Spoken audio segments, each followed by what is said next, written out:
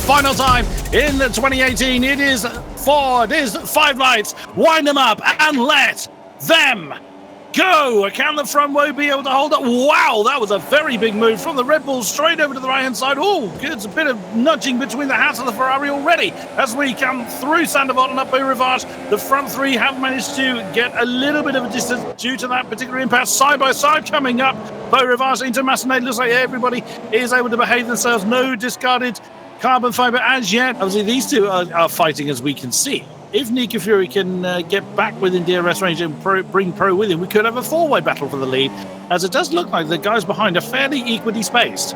Needs to get him very, very close once again. Red Bull wants a decent run. And oh, we've lost Nico Fury. Oh no, what a shame from third position. That is going to really shake things up. What a great shame if he's not able to take control of that car again. That is his day done on lap 4.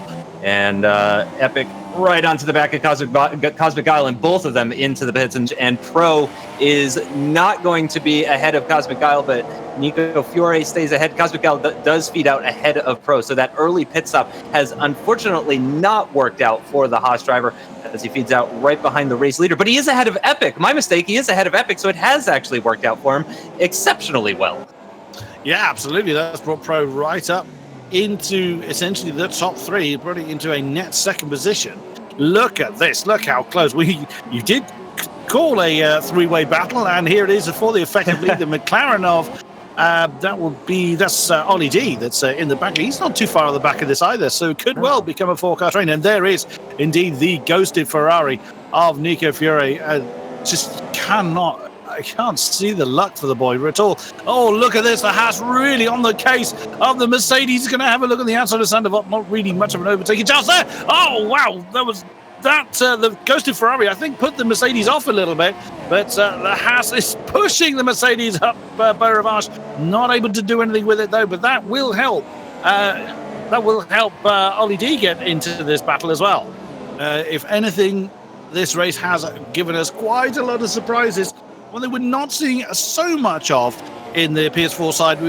Certainly we saw on the Xbox side on Monday was a lot of elbows coming out, a lot of argy-bargy going on. We haven't seen anywhere near as much. So there's nowhere near as much broken carbon fiber this week, which I'm sure the adjudicators are quite happy about so far. But anything can happen. We're not yet halfway in the race. And yeah, exactly as you say, that Toro Rosso is right on the tail. As we have a replay, this is of Amasia. Oh, bouncing hard off the wall, coming out of to back. So yeah, that's probably going to be a different wing. Yeah, he bounced over the last chicane there, and yeah, big chunk of wing missing. Oh, it's getting very tight though between the McLaren and Toro Rosso here. I wonder if that McLaren's got damage, because he's been falling. Ollie D has been falling away from the back of Epic Gamers, so I wouldn't be at all surprised if that McLaren has got damage. Smokeman in the pits again, so he's had another argument with the barrier, I suspect. Oh, we've got a bit of side-by-side going on here. Vamos on the attack. Vamos standing around the outside in the Toro Rosso inside line now for Casino, and it looks like he'll just about get ahead of Ollie D. So that damage clearly, or we suspect the damage that we suspect is on that McLaren, clearly enough to allow Vamos Danny to make it through and up into fourth position. Now with a 3-second gap to the podium up ahead. And here was a replay then of how Vamos Danny hustled his way past the McLaren. He got his nose on the inside of Sandoval. He cut it a little bit too much. You have to be careful with that. Then side by side up Beau Rivage. Then got it on the outside of Massenet to get the inside apex of Casino. Look how close to the wall. Pro with a great exit out of the final couple of corners, but even with the benefit of DRS and the slipstream on the Haas, it's just not been enough. We've had a very, very clean race, as you stated earlier at the start.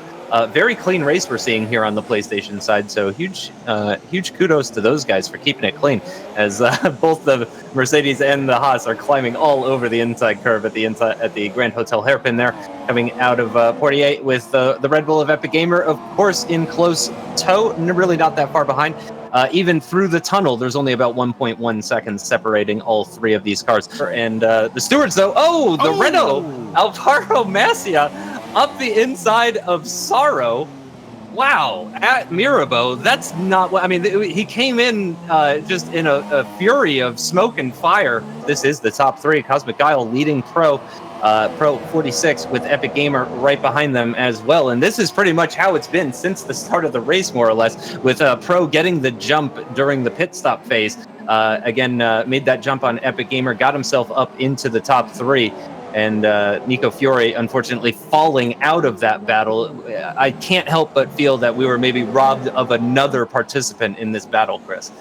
It has been an incredible journey through these qualifying rounds, but still a few more laps to play out. We're in the penultimate lap now, so just 1 to go. White flag this time by for the leaders as Cosmic Guile in the Mercedes continues forward. Okay, so through the swimming pool into Rasgas for the final time. The last qualifying run is coming to an end.